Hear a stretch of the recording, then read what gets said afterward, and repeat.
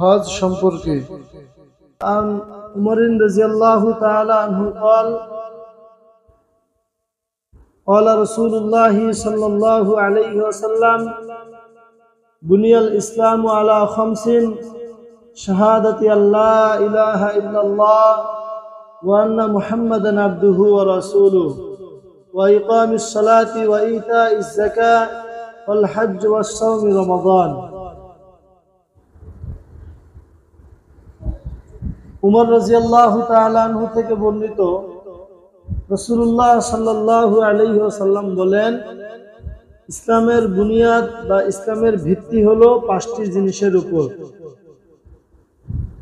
এক নাম্বার হলো আল্লাহ তাআলার সাক্ষী দেওয়া এবং মুহাম্মদ সাল্লাল্লাহু আলাইহি ওয়াসাল্লামকে নবী হিসাবে মেনে নেওয়া, নামাজ আদায় করা, যাকাত দেওয়া, রমজান মাসে রোজা রাখা এবং সামর্থ্য থাকলে হজ করা।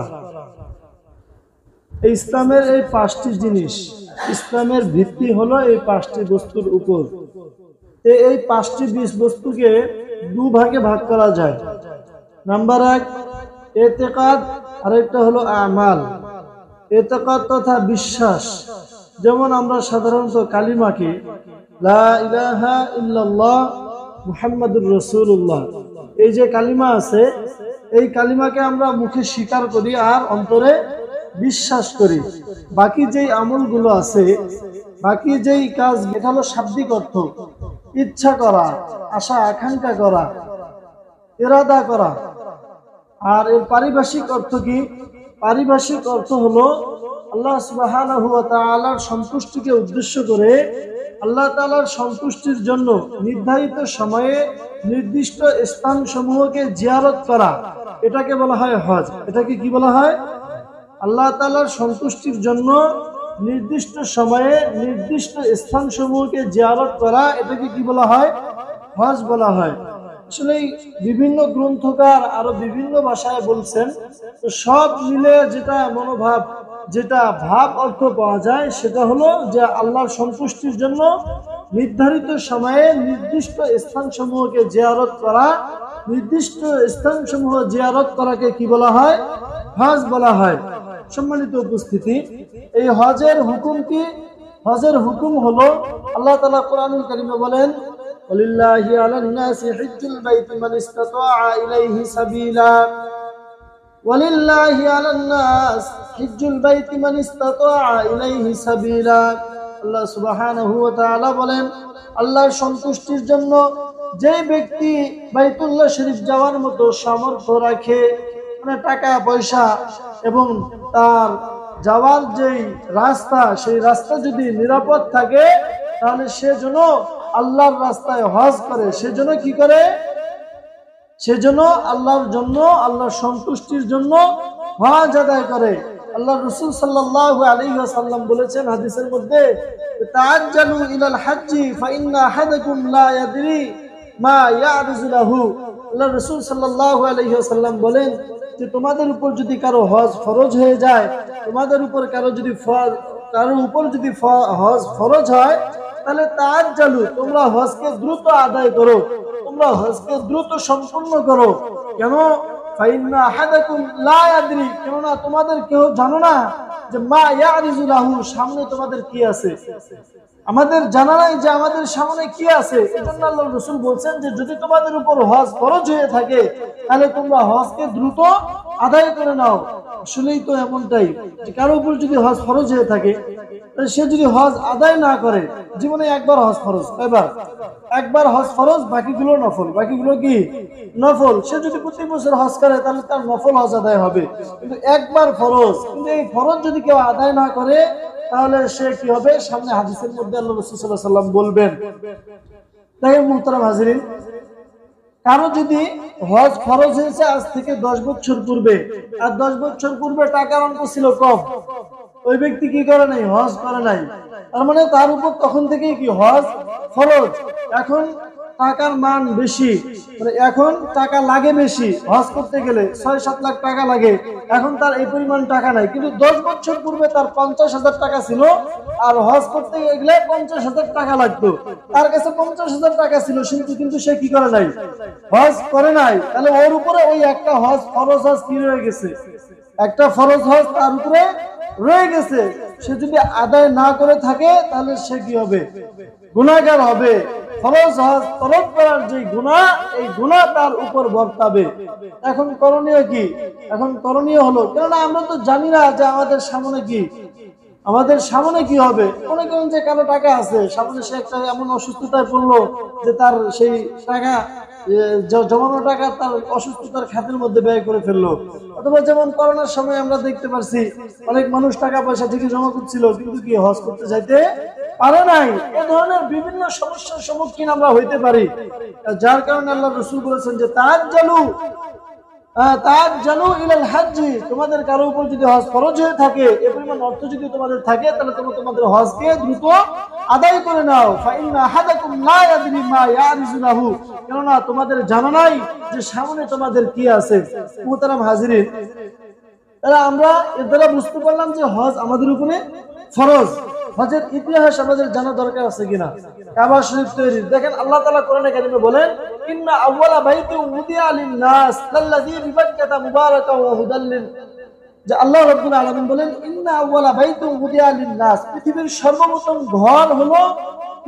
সর্বপ্রথম ঘর হলো বাইতুল্লাহ। তাফসীরবিদগণ, মুফাসসিরগণ লেখেন যে কাবা শরীফকে, বাইতুল্লাহ শরীফকে মানুষ তৈরির আরো 2000 বছর পূর্বে তৈরি করা হয়েছে। সুবহানাল্লাহ। আদম আলাইহিস সালাম ও সৃষ্টির 2000 বছর পূর্বে কি বাইতুল্লাহ শরীফকে নির্মাণ করা হয়েছে, তৈরি করা হয়েছে। তো দেখেন, এটা আদম আলাইহিস সালাম থেকে নিয়ে শুরু হয়ে নূহ আলাইহিস সালাম পর্যন্ত, নূহ আলাইহিস সালাম এর সময় যখন প্লাবন হয়, এই প্লাবনে এই পর্বত, এই বাইতুল্লাহ শরীফ ভেঙে যায়।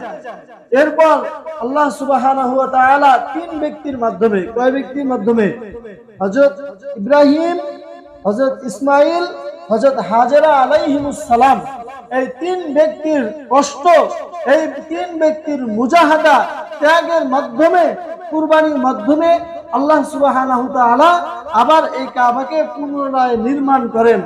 এবং হযরত ইব্রাহিম আলাইহিস সালামকে বলেন যে তুমি মানুষের মাঝে ঘোষণা করো। আল্লাহ সুবহানাহু ওয়া তাআলা কুরআনুল কারীমে বলেন, ওয়াআযযিন ফিন-নাস, হে ইব্রাহিম তুমি মানুষকে আহ্বান করো, ওয়াআযযিন ফিন-নাস বিল হাজ্জি ইয়াতুকা রিজালান ওয়া আলা কুল্লি দামিরিন ইয়াতিনা মিন কুল্লি ফাজ্জিন আমিক। আল্লাহ সুবহানাহু ওয়া তাআলা ইব্রাহিম আলাইহিস সালামকে বলেন, হে ইব্রাহিম তুমি মানুষ সকলকে ডাকো, বিল হাজ্জি, হজ করার জন্য। মানুষকে তুমি হজ করার জন্য আহ্বান করো, যাতে তারা হেঁটে অথবা তাদের যে উটগুলো, তাদের যে বাহনগুলো আছে, এই বাহনগুলোর মাধ্যমে তারা যেন এই ঘরের কাছে আসে, বরকত লাভের জন্য, বরকতের আশায় যেন তারা কি করে, হজের জন্য তারা এই গৃহের কাছে, এই ঘরের নিকট আসে। আল্লাহ সুবহানাহু ওয়া তাআলা ইব্রাহিম আলাইহিস সালামের মাধ্যমে ঘোষণা করাইলেন। তো তাফসীরবিদগণ, কোন তাফসীরকারক উল্লেখ করেছেন যে এটা হলো কাবার সংক্ষিপ্ত ইতিহাস। এটা বিস্তারিত আলোচনা ছিল, সংক্ষেপ করে বললাম যে আদম আলাইহিস সালাম থেকে নিয়ে নূহ আলাইহিস সালাম পর্যন্ত। নূহ আলাইহিস সালামের পরে এটা আবার পুনরায় নির্মাণ করে কে, হযরত ইব্রাহিম, ইসমাইল আলাইহিমাস সালাম। এই দুইজন ব্যক্তি কি করেন, এই দুইজন নবী এবং রাসূল, এই দুইজন নবী এবং রাসূল এনারা কি করেন, কাবা শরীফকে পুনরায় নির্মাণ করেন। এরপর এটাকে কয়েকবার ভাঙ্গা হয়। এরপর আল্লাহ রাসূল সাল্লাল্লাহু আলাইহি ওয়াসাল্লামের যুগে এটাকে একবার নির্মাণ করা হয়। এরপরে আবার আরো একজন বাদশা, মুসলিম বাদশা, উনি এটাকে কি করেন, কারুকার্য করেন আর কি। আলহামদুলিল্লাহ, এলো কাবার সংক্ষিপ্ত ইতিহাস। আর ইব্রাহিম আলাইহিস সালামের মাধ্যমেই আল্লাহ তাআলা কি করেন, পৃথিবীবাসীর নিকট জানান দেন। তাফসীরকারকগণ বিভিন্ন মুফাসসিরগণ উল্লেখ করেছেন তাদের তাফসীরের মধ্যে, হযরত ইব্রাহিম আলাইহিস সালামকে আল্লাহ বলেন একটা পাহাড়ের চূড়ায় গিয়ে ডাক। আল্লাহ ইব্রাহিম আলাইহিস সালাম বলেন যে আল্লাহ, আমি যে আল্লাহ বলছেন যে ওয়াদ্দিন ফিন নাস, মানুষকে তোমরা তুমি ডাকো, আহ্বান করো। ইব্রাহিম আলাইহিস সালাম বললেন যে আল্লাহ, আমি মানুষকে ডাকবো, এখান থেকে ডাকলে আর কয়জন মানুষ শুনবে? তো আল্লাহ সুবহানাহু ওয়া তাআলা নির্দেশ দিয়েছেন তুমি অমুক পাহাড়ে যাও। এক পাহাড়ের চূড়ায় গিয়ে ইব্রাহিম আলাইহিস সালাম এই শব্দগুলো বললেন, আর আল্লাহ তাআলা এই শব্দগুলোকে পৃথিবীর আনাচে কানাচে, এমনকি আলমে আরওয়াহের মধ্যেও, রূহের জগতেও এই শব্দগুলোকে পৌঁছায় দিলেন। তো ওই সময় যারা লাব্বাইক বলছে, আল্লাহ সুবহানাহু ওয়া তাআলা তাদেরকে কবুল করছেন, আর তারাই হজ করতে যাইতে পারে। যারা একবার বলছে তারা একবার যাবে, যারা দুইবার বলছে তারা দুইবার যাবে, যারা যতবার বলছে তারা ততবার যাইতে পারে। বিভিন্ন আরো রিওয়ায়াত আছে, এটাও একটা রিওয়ায়াত আর কি। তো মুহতারাম হাজিরিন, আমরা হজ কি, মানে হজ কাকে বলে, এবং হজ ফরজ নাকি নফল নাকি ওয়াজিব, এই বিষয়টা সম্পর্কে জানলাম, এবং হজের ইতিহাস, সংক্ষিপ্ত ইতিহাস জানলাম। এখন আমাদের জানতে হবে হজের ফজিলত সম্পর্কে। হজের ফজিলত কি? আপনি যে হজ করবেন, হজের ফজিলত কি? হাদিসের মধ্যে রাসূলুল্লাহ সাল্লাল্লাহু আলাইহি ওয়াসাল্লাম বলেন, আন আবি হুরায়রা রাদিয়াল্লাহু তাআলা আনহু قال سمعت رسول الله صلى الله عليه وسلم من حج لله فلم يرفث ولم يفسق رجع كيوم ولدته امه। আবু হুরায়রা রাদিয়াল্লাহু তাআলা আনহু বলেন, আমি রাসূলুল্লাহ সাল্লাল্লাহু আলাইহি ওয়াসাল্লাম থেকে শুনেছি, মান হাজ্জা লিল্লাহ, যে আল্লাহর সন্তুষ্টির জন্য হজ করলো, ফালাম ইয়ারফুস ওয়ালাম ইয়াফসুক, সে অন্যায় কাজ এবং ঝগড়া বিবাদের মধ্যে, অবিচার জেনা ব্যভিচারের মধ্যে লিপ্ত হলো না, সে যেদিন স্বদেশে প্রত্যাবর্তন করবে, তার ঘরের মধ্যে আসবে, সে কেমন যেন নিষ্পাপ শিশুর ন্যায় হয়ে যাবে। বলেন সুবহানাল্লাহ। আর যে নিষ্পাপ হবে, আল্লাহ সুবহানাহু ওয়া তাআলা তার দোয়া কি কবুল করেন, কি করেন? এই জন্য আমরা জানি যে যারা হাজি, এই হাজিরা যারা হজ করতে যায়, তাদের দোয়া আল্লাহ তাআলা কি করেন, কবুল করেন, এবং আমরা তাদেরকে কি করি, সে কারণে সম্মান করি। দেখেন অন্য হাদিসে একই, আন আবি হুরায়রা রাদিয়াল্লাহু তাআলা আনহু আন্না রাসূলুল্লাহ সাল্লাল্লাহু আলাইহি ওয়াসাল্লাম আল উমরাতু ইলাল উমরাতি কাফারাতুন লিমা বাইনাহুমা, আল উমরাতু ইলাল উমরাতি কাফারাতুন লিমা বাইনাহুমা। আল্লাহ রাসূল সাল্লাল্লাহু আলাইহি ওয়াসাল্লাম বলেন, এক উমরা থেকে আরেক উমরা, এই দুইটা সময়ের মধ্যবর্তীতে যত গুনাহ হয়, আল্লাহ সুবহানাহু ওয়া তাআলা তার সমস্ত গুনাহসমূহ maaf করে দেয়। এরপরে বলেন, ওয়াল হাজ্জুল মাবরুর লাইসা লাহু জাযাউন ইল্লাল জান্নাত। বলেন সুবহানাল্লাহ। আল্লাহ রাসূল বলেন যে ওয়াল হাজ্জুল মাবরুর, আর হজ্জে মাবরুর যেটা, হজ্জে মাবরুর মানে হলো কবুল হজ। হজ্জে মাবরুর মানে কি? কবুল হজ। কবুল হজের বিনিময় কি? লাইসা লাহু জাযাউন, এই কবুল হজের বিনিময় অন্য কিছুই নয়, ইল্লাল জান্নাত, তবে একমাত্র জান্নাতই হলো এর বিনিময়। বলেন সুবহানাল্লাহ। মানুষের সবচেয়ে বড় সফলতা কোনটা? মানুষের সবচেয়ে বড় সফলতা হলো সে যদি জাহান্নাম থেকে মুক্তি পেয়ে জান্নাতে যেতে পারে, এটাই তো তার সবচেয়ে বড় সফলতা, যেটা আল্লাহ তাআলা কোরআনুল কারীমেও বলেছেন যে মান যুহজিয়া আনিন নার ওয়া উদখিলাল জান্নাতা ফাকাদ ফাজ। আল্লাহ সুবহানাহু ওয়া তাআলা বলেছেন, মান যুহজিয়া আনিন নার, যাকে জাহান্নাম থেকে মুক্তি দেওয়া হয়েছে, ওয়া উদখিলাল জান্নাতা, যাকে জাহান্নাম থেকে মুক্তি দিয়ে জান্নাতে প্রবেশ করানো হয়েছে, ফাকাদ ফাজ, ওই ব্যক্তি হলো সবচেয়ে বড় সফলকাম। বলেন সুবহানাল্লাহ। তাহলে সফলকাম ব্যক্তিত্ব তারাই যারা জাহান্নাম থেকে মুক্তি পেয়ে জান্নাতে প্রবেশ করবে। আর জান্নাতে যাওয়ার জন্য আল্লাহ সুবহানাহু ওয়া তাআলা বান্দাদেরকে বিভিন্ন সময় বিভিন্ন অফার দিয়েছেন, বিভিন্ন অফার বান্দাদেরকে দেন। যেমন আপনি গার্মেন্টস যারা করে, গার্মেন্টস শ্রমিক হোক অথবা সরকারি চাকরিজীবী হোক, তাদের যখন কোনো ঈদের সময় তারা ঈদ বোনাস পায়, অথবা গার্মেন্টস শ্রমিকরা যদি ওভার টাইম পায়, তারা কি হয়, অনেক খুশি হয়, তাই না? কারণ ওভার টাইমের মাধ্যমে তাদের আয় রুজিটা আরো বাড়ে। আয় রুজি কি? বাড়ে। এই বাড়ার কারণে তারা কি হয়ে যায়, খুশি হয় এবং সেই সময়টা তারা খুশি মনে সেখানে ব্যয় করে।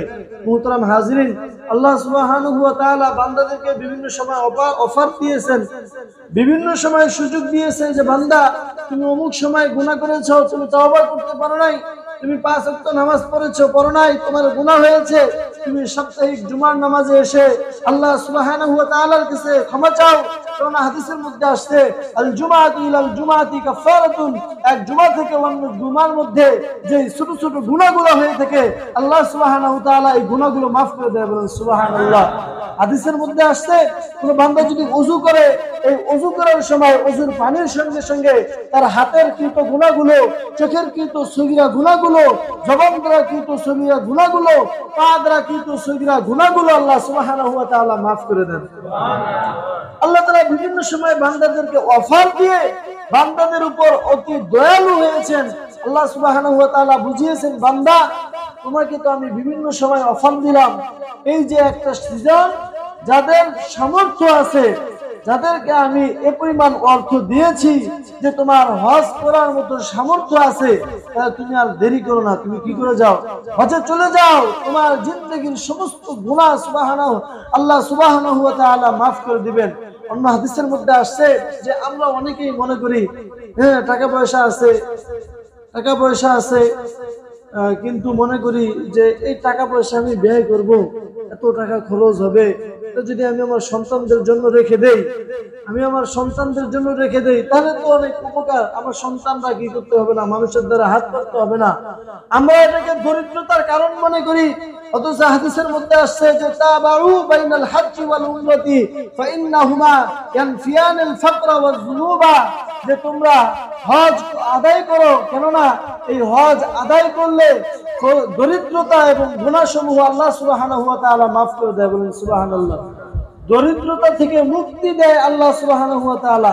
আমরা মনে করি যে হজের মধ্যে গেলে আমাদের যে টাকা পয়সা ব্যয় হবে তো অনর্থক খরচ হবে, কিন্তু আল্লাহ বলেন যে না, কেউ যদি ধনত্ব হইতে চায়, কোন ব্যক্তি যদি বড়লোক হইতে চায়, তাহলে সেজন্য কি করে, হজ করে, হজ করে।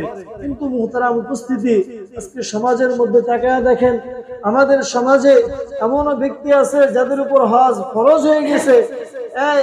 হজ ফরজ হইতে হইতে ব্যক্তিরা বুড়া হয়ে গেছে, জোয়ান বয়সে হজ ফরজ হয়েছে, ওই ব্যক্তি কি হয়ে গেছে, এখন বুড়া হয়ে গেছে, কিন্তু এখন পর্যন্ত সে কি করে না, হজে নাম গন্ধ নেয় নাই। মুহতারাম উপস্থিতি, আমরা এর আগে একটা হাদিস শুনলাম, আল্লাহর রাসূল বলেছেন তাআজ্জালু ইলাল হজ্জি, তোমাদের উপর যদি হজ ফরজ হয়ে থাকে তাহলে তোমরা কি করো, এই হজটাকে দ্রুত আদায় করো। কেননা আমরা জানি না যে সামনে আমাদের কি আছে, এমন কি হইতে পারে যে আমি তো আজকের দিনেও মৃত্যুবরণ করতে পারি, কিন্তু আমার জিম্মার মধ্যে একটা ফরজ হজ ফরজ করার গুনাহ আমার জিম্মার মধ্যে থেকে গেল। মুহতারাম উপস্থিতি, এর থেকে বাঁচার উপায় কি? এর থেকে বাঁচার উপায় হলো, যাদের উপরে আগে হজ ফরজ হয়েছে কিন্তু এখনো তারা আদায় করেনি, তাদের জন্য করণীয় হলো যে যদি পারা যায়, এটাই হজের সিজন, হজের মৌসুম হলো 3 মাস, শাওয়াল, জিলকাদ, জিলহজ। এই 3 মাস কিসের সময়? হজের সময়। সুতরাং এই 3 মাসের মধ্যে হজ করতে হবে। যদি আমরা পারি যে এখন কোনোভাবে হজ আদায় করার সুযোগ আছে, তাহলে আমরা টাকা পয়সা জমা দিয়ে হজ আদায় করে নিব। আর যদি আমাদের জন্য সম্ভব না হয়, তাহলে আমরা 2টা কাজ করব। নাম্বার 1, হয়তো আমরা টাকা পয়সা জমা দিয়ে রাখবো আগামী বছরের জন্য, নয়তোবা আমার সন্তানদেরকে আমি ওসিয়ত করে যাব যে আমি যদি মৃত্যুবরণ করি তাহলে আমার উপরে হজ ফরজ ছিল, আমার পক্ষ থেকে তোমরা বদলি হজ আদায় করো, অথবা কোনো যোগ্য ব্যক্তির মাধ্যমে এই বদলি হজ আদায় করায়া দিও। তাহলে আমাদের জিম্মা থেকে আল্লাহ সুবহানাহু ওয়া তাআলা, যদি আমি মারা যাই, তখন আমার সন্তানরা যদি বদলি হজ আদায় করা দেয়, তাহলে এই গুনাহ থেকে আমি মুক্তি পেয়ে যাব। মুহতারাম উপস্থিতি, এতক্ষণ পর্যন্ত আমরা হজ কি,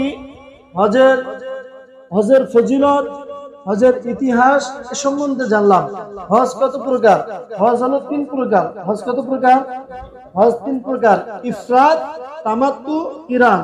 বলেন কি কি? ইফরাদ, তামাত্তু, কিরান। হজ্জে ইফরাদ কাকে বলে?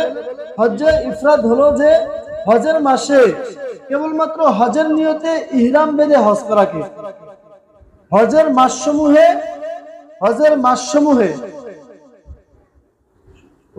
মাসসমূহে শুধুমাত্র হজের নিয়তে ইহরাম বেঁধে হজের কাজসমূহকে সম্পন্ন করাকে বলা হয় ইফরাদ হজ।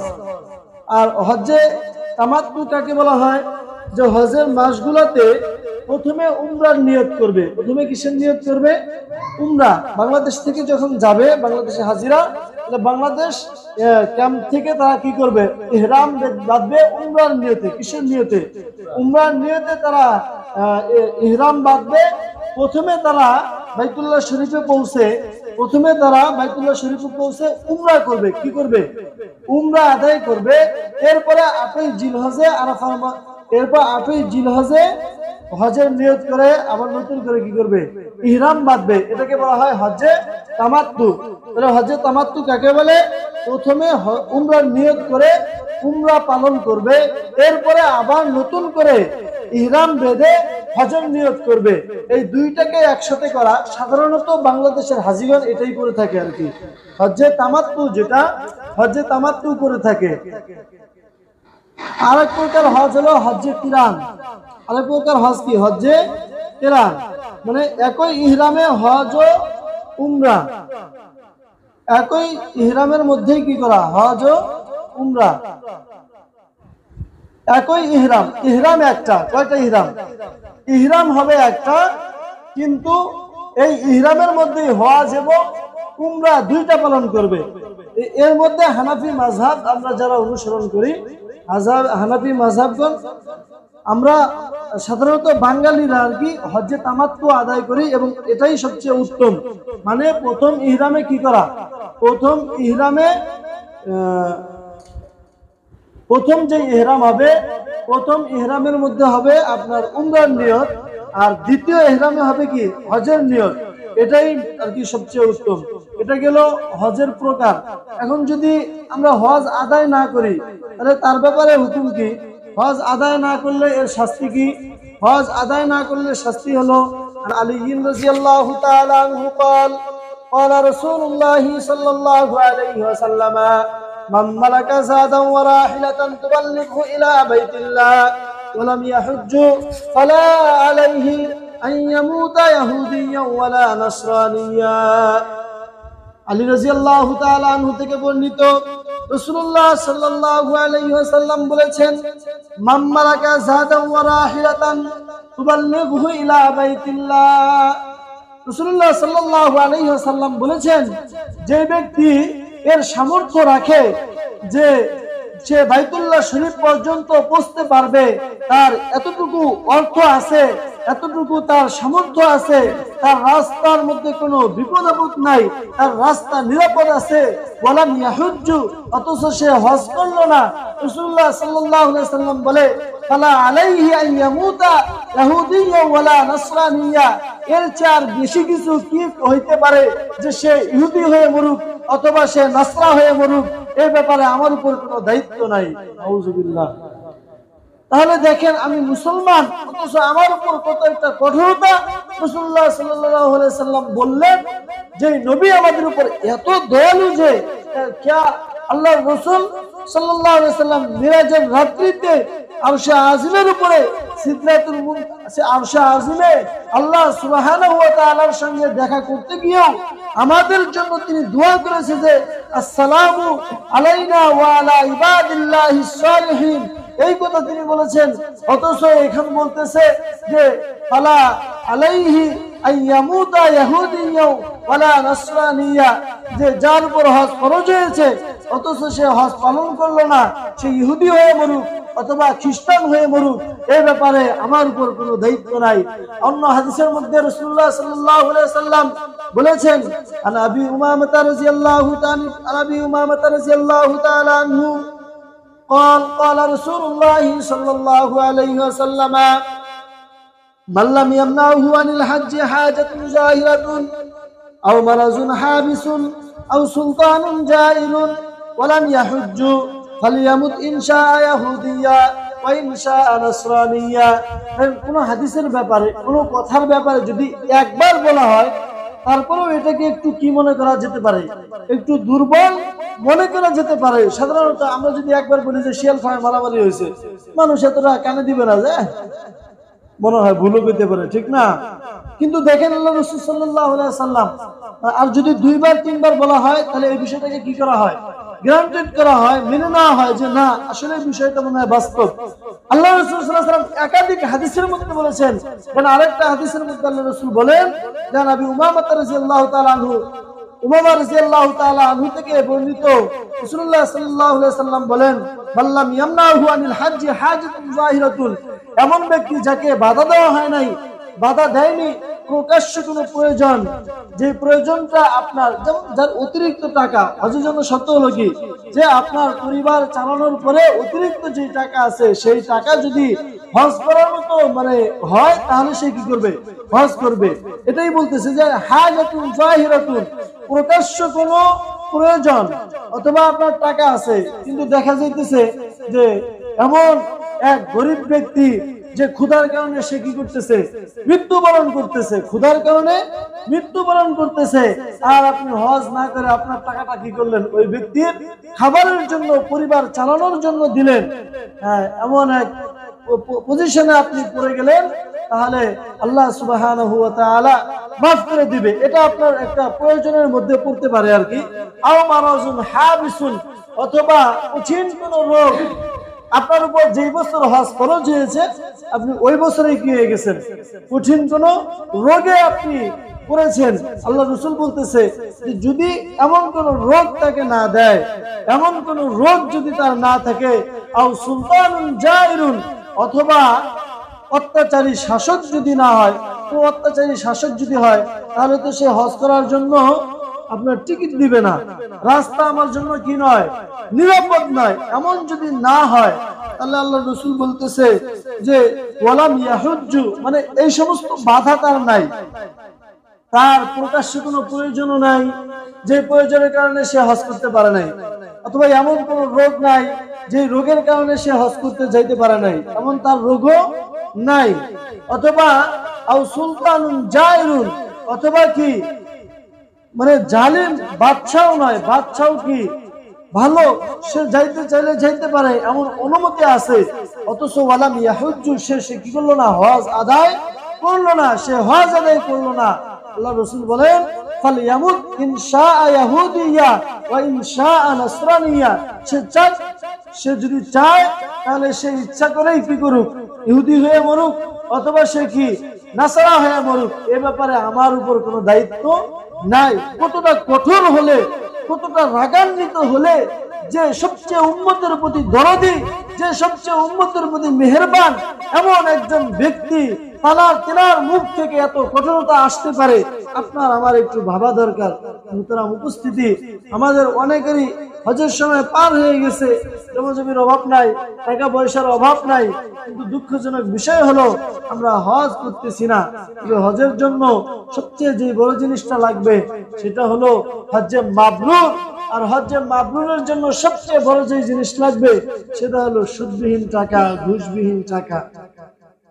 সুদের টাকা নয়, ঘুষের টাকা নয়, নিজের কষ্টে উপার্জিত টাকা দিয়ে যদি আপনি হজ আদায় করতে পারেন, তাহলে আল্লাহ সুবহানাহু ওয়া তাআলা আপনাকে হজ্জে মাবরুর নসিব করবে। আর এখন থেকে আমরা একটা দোয়া করব। কি দোয়া? আসলে হজ এমন একটা জিনিস যে এই হজ করার জন্য অনেক ঘটনা এরকম আমরা শুনছি বা জানছি, যে টাকা পয়সা নাই কিন্তু সে নিয়ত করছে দৃঢ়, এবং আল্লাহ তাআলার কাছে কাঁদছে, আল্লাহ তাআলার কাছে দোয়া করছে, আর আল্লাহর কাছে চাইছে। এমন অনেক ঘটনা আছে যে আল্লাহ সুবহানাহু ওয়া তাআলা এমন, তার টাকা পয়সা নাই কিন্তু হজের ব্যবস্থা করে দিয়েছে আল্লাহ সুবহানাহু ওয়া তাআলা। এরকম অনেক ঘটনা আছে। এই জন্য আমাদের নিয়তকে পরিশুদ্ধ করতে হবে, আল্লাহ তাআলার কাছে এভাবে দোয়া করতে হবে যে আল্লাহ, আপনার ঘর, যেটাকে দেখলে হৃদয় শীতল হয়ে যায়, যেখানে গেলে অন্তর প্রশান্তি লাভ করে, এমন এক জায়গা যেখানে সমস্ত মুসলমানদের যাওয়ার একটা আকাঙ্ক্ষা। আল্লাহ, দুনিয়ার তো অনেক কিছু দেখলাম, আল্লাহ আপনার ঘরে যাওয়ার খুব ইচ্ছা, আল্লাহ আপনি যদি কবুল করতেন এবং হজ্জে মাবরুর আমাদের নসিব করতেন। আল্লাহর কাছে এভাবে প্রার্থনা করা, আল্লাহর কাছে চাওয়া। কেননা হাদিসের মধ্যে আসছে আদ-দুআউ মুখুল ইবাদা, দোয়া হলো ইবাদতের মগজ। আমাদের যে তাকদীর, এই তাকদীরের মধ্যে যা লেখা আছে এটা কিন্তু কেউ খণ্ডন করতে পারে না। এই লেখা কেউ খণ্ডন করতে পারে না। যার ভাগ্যে, যার তাকদীরে যেটা লেখা আছে সেটা তার ভাগ্যে ঘটবেই, তার নসিবে ঘটবেই।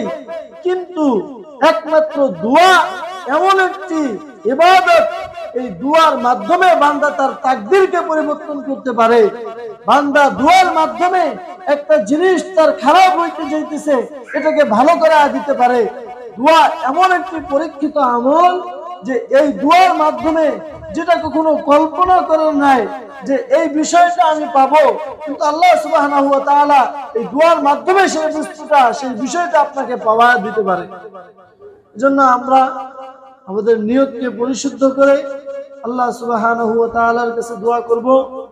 যাদের উপর হজ ফরজ তারা তো অবশ্যই হজ করব, আর যাদের উপর ফরজ নয় আমরা আল্লাহর কাছে দোয়া করতে থাকবো আল্লাহ সুবহানাহু ওয়া তাআলা আমাদেরকেও, যাদের উপর হজ ফরজ হয়েছে তাদের মতো আমাদেরকেও হজে যাওয়ার বা রাসূলুল্লাহ সাল্লাল্লাহু আলাইহি ওয়াসাল্লামের পবিত্র রওজা শরীফ, মদিনা শরীফ জিয়ারত করার তৌফিক দান করেন। সকলেই বলি আল্লাহুম্মা আমিন। ওয়া আখিরু দাওয়ানা আনিল হামদুলিল্লাহি রাব্বিল আলামিন। আসসালামু আলাইকুম ওয়া রাহমাতুল্লাহ।